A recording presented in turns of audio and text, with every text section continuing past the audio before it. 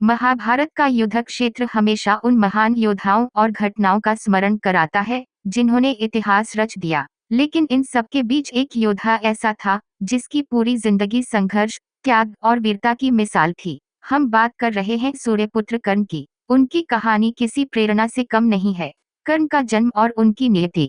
कर्ण का जन्म किसी साधारण घटना की तरह नहीं हुआ था। कुंती, जिन्हें ऋषि दुर्वासा से एक मंत्र प्राप्त हुआ था, ने सूर्यदेव का आह्वान किया। सूर्यदेव ने प्रसन्न होकर कुंती को आशीर्वाद दिया और उनके गर्भ से कर्ण का जन्म हुआ। लेकिन कुंती के अविवाहित होने की वजह से यह समाज के लिए स्वीकार्य नहीं था। अपने बच्चे को समाज के भय से बचाने के लिए कुंती ने उसे एक टोकरी में रखकर गंगा नदी में प्रवाहित कर दिया। यह घटना कर्ण के जीवन की पहली परीक्षा थी। कर्ण और परशुराम, गुरुवार और शिष्य की कथा। कर्ण के भीतर हमेशा यह तर्क थी कि वे सबसे महान धनुर्धर बने, लेकिन उनकी जाति सूतपुत्र होने की वजह से उन्हें कोई भी गुरुवार शिक्षा देने को तैयार नहीं था। तब कर्ण ने परशुराम का सहारा लिया। उन्होंने खुद को ब्राह्मण बताकर परशुराम से शिक्षा प्राप्त की। परशुराम ने कर्ण को हर दिव्यास्त्र चलाने का ज्ञान दिया। कर्ण उनकी शिक्षा में सबसे श्रेष्ठ साबित हुए, लेकिन सत्य कब तक छिप सकता था। एक दिन परशुराम कर्ण की गोद में विश्राम कर रहे थे। तभी एक जहरीले कीड़े ने कर्ण को काट लिया। कर्ण ने दर्द सहा लेकिन गुरुवार की नींद को भंग नहीं किया। जब परशुराम को यह पता चला तो उन्होंने कहा, इतना सहनशील कोई क्षत्रिय ही हो सकता है। सच बताओ, तुम कौन हो? कर्ण ने सच्चाई बताई। परशुराम क्रोधित हो गए और श्राप दिया, जब तुम्हें अपने दिव्यास्त्र की सबसे ज्यादा जरूरत होगी तब तुम इसे भूल जाओगे। यह श्राप कर्ण के जीवन का सबसे बड़ा अभिशाप बन गया।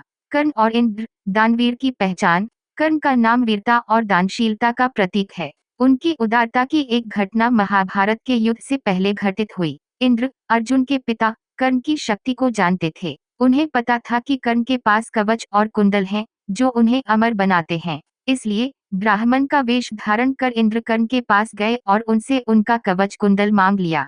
कर्ण जानते थे कि यह ब्राह्मण वास्तव में इंद्र हैं, लेकिन उन्होंने दान देने से इनकार नहीं किया। उन्होंने बिना झिझक अपने शरीर से कवच और कुंडल अलग कर इंद्र को दे दिए। इंद्र इस दानशीलता से इतने प्रभावित हुए कि उन्होंने कर्ण को वज्र शक्ति नामक दिव्यास्त्र भेंट किया।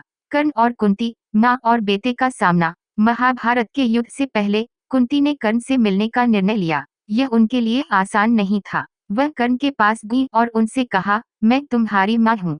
तुम मेरे सबसे बड़े बेटे हो। तुम पांडवों के भाई हो। कर्ण यह सुनकर चौंक गए। उन्होंने गुस्से और पीड़ा के मिश्रण के साथ उत्तर दिया, माँ, आपने मुझे तब क्यों छोड़ा जब मुझे आपकी सबसे ज्यादा जरूरत थी? अब मैं अपने दोस्त दुर्योधन के प्रति वफादार हूँ। मैं युद्ध नहीं छोड़ सकता। हालांकि कर्ण ने कुंती से वादा किया कि वे अर्जुन को छोड़कर किसी अन्य पांडव को नहीं मारेंगे। यह वादा उनके मानवीय पक्ष को दिखाता है।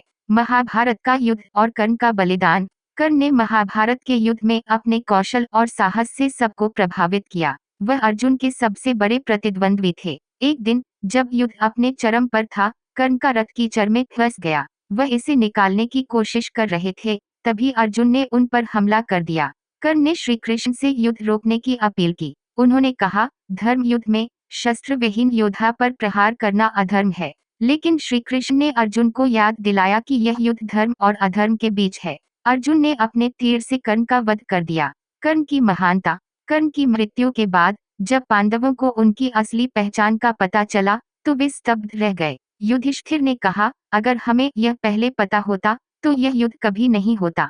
कर्ण की कहानी एक योद्धा की नहीं, बल्कि एक ऐसे इंसान की है जिसने हर परिस्थिति में अपनी महानता को बनाए रखा। उनका जीवन हमें